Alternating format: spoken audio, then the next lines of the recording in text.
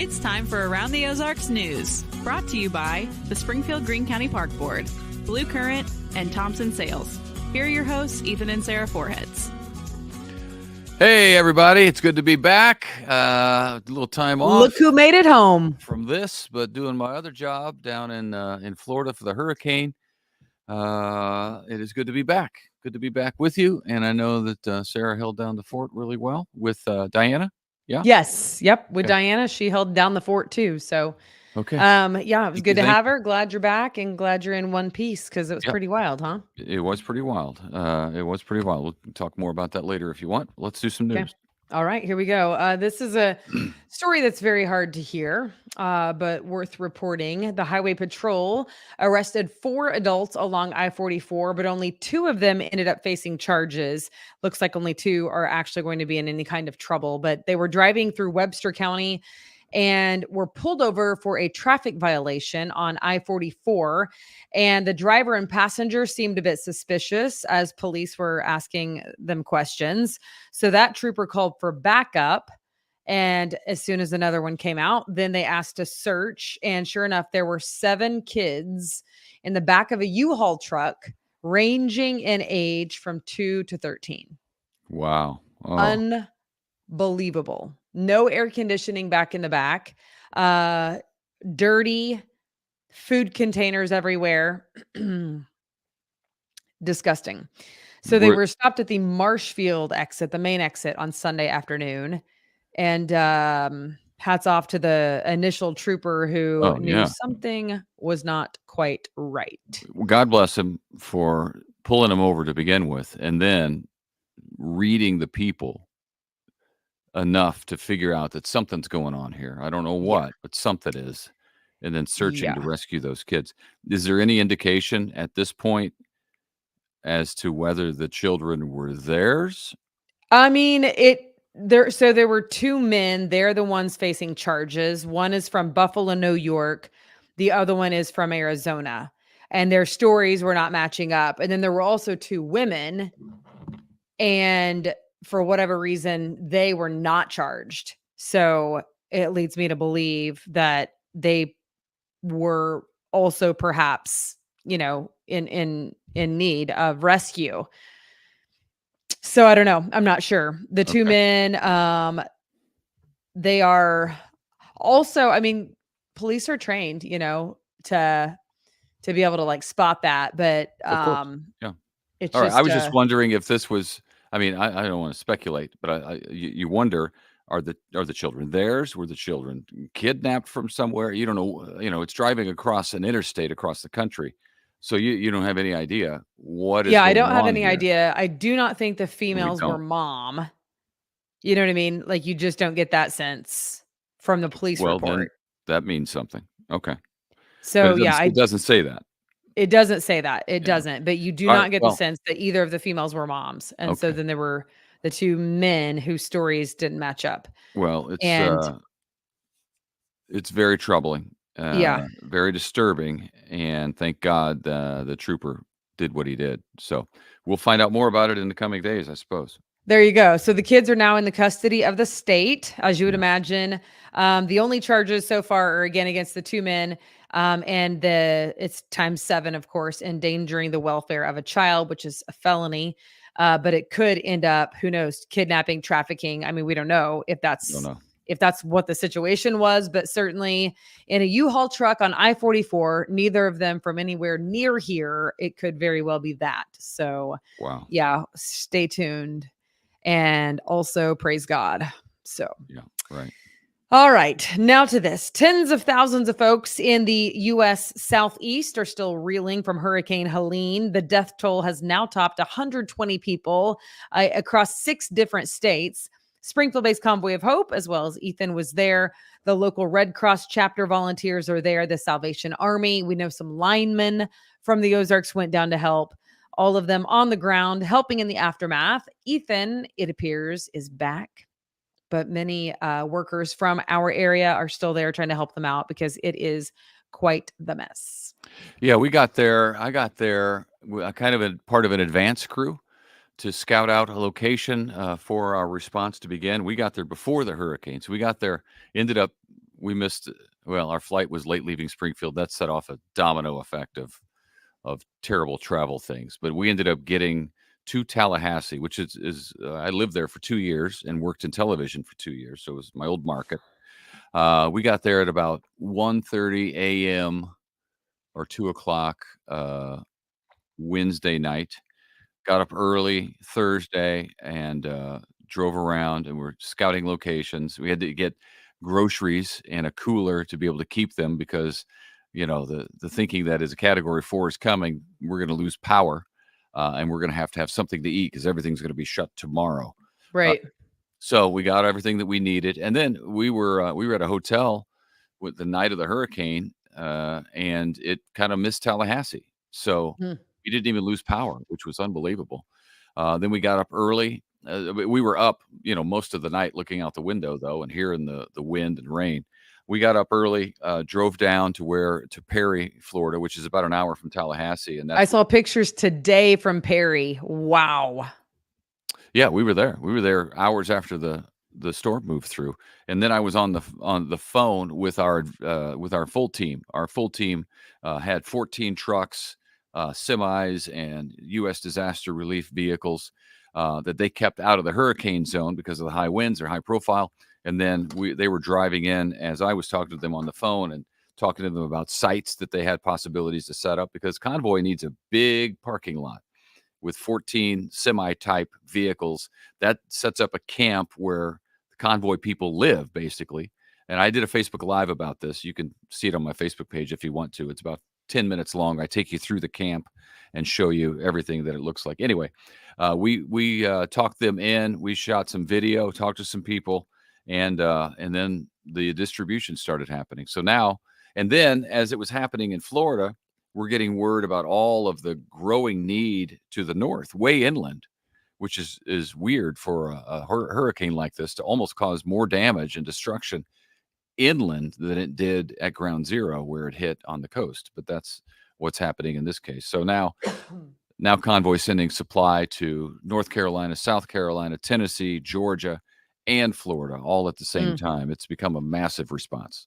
Yes, and needed. So yeah, thanks for your work there, and also glad you're back. The Convoy team is not back, but I'm glad that you are. So yeah, they are not back. They'll be. Everybody has a different job description. 2 weeks on, and then they'll switch out with somebody and get a little bit of rest. Okay, Cool. because they're long days out there in the field. I can tell you that. As the election draws near, Springfield police have gotten a handful of reports about people stealing political signs. Greene County Republican headquarters says it has people coming in to get more signs. Replacement signs is what they're saying because their signs were stolen. But it's happening apparently on both sides of the political aisle. It is happening on both sides. That's what the police say. So just to be clear. Yeah, that's what I said. I mean, I know. I was just because people, will be like, well, what about the, other anyway. It's fine. Well, it's politics, so everybody's going to be upset about everything.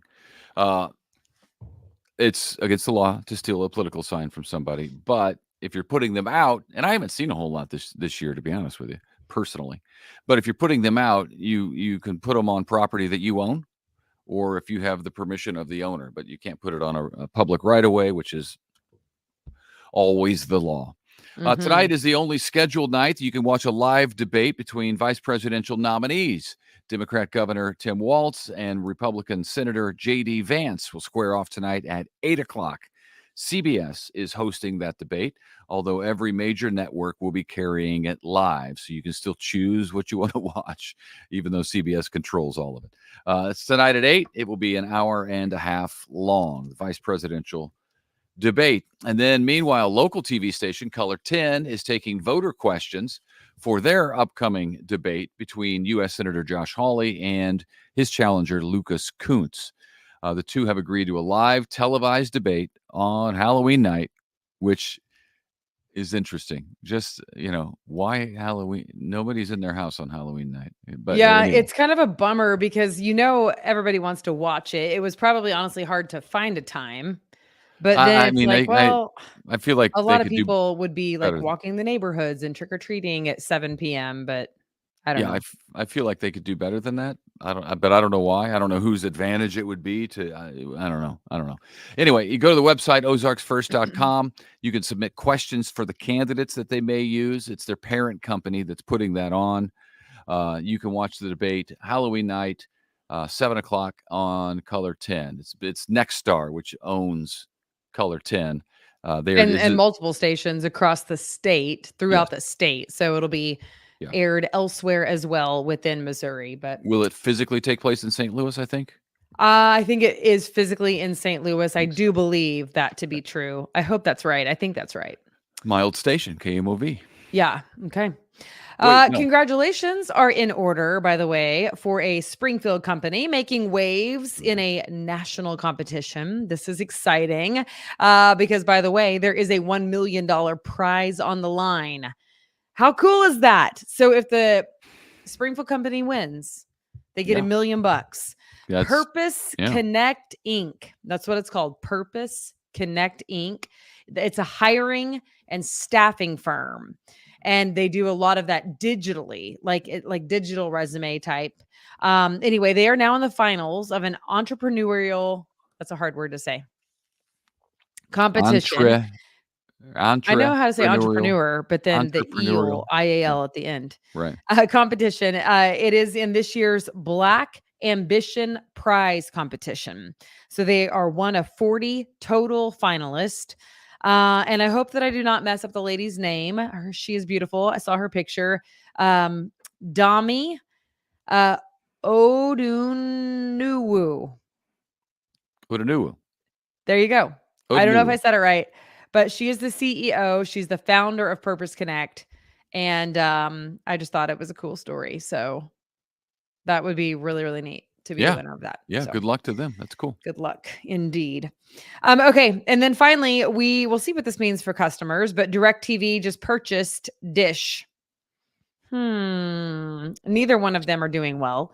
That's why DirecTV was able to get Dish for $1, literally $1. Really? But that's because DirecTV is taking all of Dish's debt load, which apparently is in the billions of dollars. Wow. Billions. Yeah, both companies have struggled to keep customers because of things like Prime Video, Netflix. Anyway, so as you know, it's been a rough go for them. And there's also YouTube TV. There are Fubo. There are a million. Other types of streaming services where you can get the channels that you want to see. Wow, I didn't realize Dish was doing that poorly. I always preferred Dish to Direct, frankly, over the years. But yeah, I mean, I don't know. Like, that's just not my forte. Even though I was in television, I'm not a big TV watcher other than news. So I don't know. I don't even really watch anything streaming other than news. So, okay. Well, guess what today is, Ethan? It is officially October. Oh, can you even believe it? You know what this means? That according to my policy, I now have to begin allowing pumpkin spice into the house. I'm not thrilled about it. It's so crazy. Yes. So today is October 1st. It is a Tuesday. And this weekend, the Haunted History walking tour begins in downtown. So that's just 'tis the season. The History Museum on the Square puts that on. It's also the First Friday Art Walk on Friday, which is kind of like perfect timing for fall, you know? Yeah. And then also it is the Ozark Fall Farm Fest, which is always fun. The big show. So, yeah, you can tune in or head over, I should say, to those big events happening this weekend. If you go to aroundtheozarks.com, we have all sorts of events that you can do, not just this weekend, but even during the week, there's events on there. So check it out right now at aroundtheozarks.com. And while you're there, don't forget to play our contest. Yeah. If you go to the website, click on contest, you will see the Branson Bowl.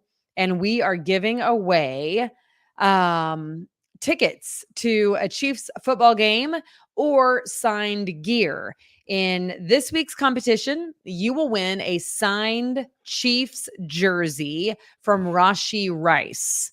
Now, we know that he hurt his knee on Sunday, but he's still a player. He's still on the team. So Rashee Rice That's a cool, signed yeah, jersey. that's a nice jersey. Yeah, as well as some custom gear, because Branson is the official vacation destination of the Kansas City Chiefs, and you can get some official gear to go along with that. That's great. Awesome. What is the key word, Ethan? Tell him. The key word is, I need to do that again. The key word is shopping. Shopping. I feel like you kind of like swallow the word. Shopping. Better. That one was better. So Diana did that for you, Ethan, just so you know.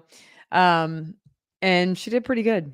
You got some stiff competition. I don't know about that.